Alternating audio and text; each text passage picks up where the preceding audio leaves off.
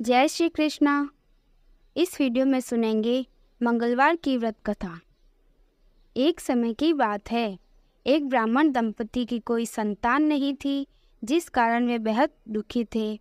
एक समय ब्राह्मण वन में हनुमान जी की पूजा के लिए गया। वहाँ उसने पूजा के साथ महावीर जी से एक पुत्र की कामना की।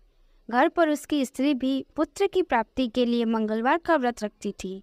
वह मंगलवार के दिन व्रत के अंत में हनुमान जी को भोग लगाकर ही भोजन करती थी।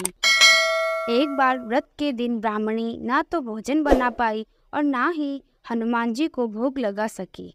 उसने प्रण किया कि वह अगले मंगलवार को हनुमान जी को भोग लगाकर ही भोजन करेगी।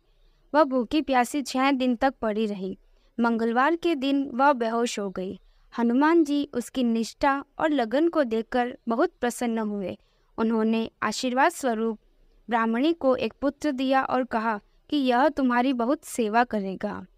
बालक को पाकर ब्राह्मणी अति प्रसन्न हुई।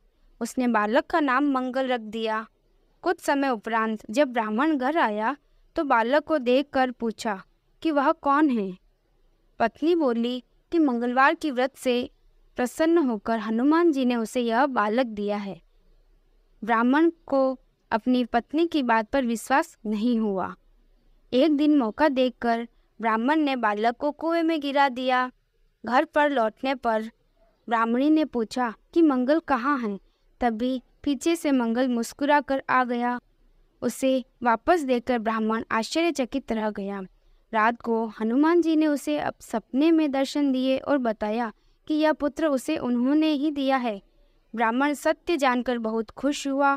उसके बाद ब्राह्मण दंपति प्रत्येक मंगलवार को व्रत रखने लगे।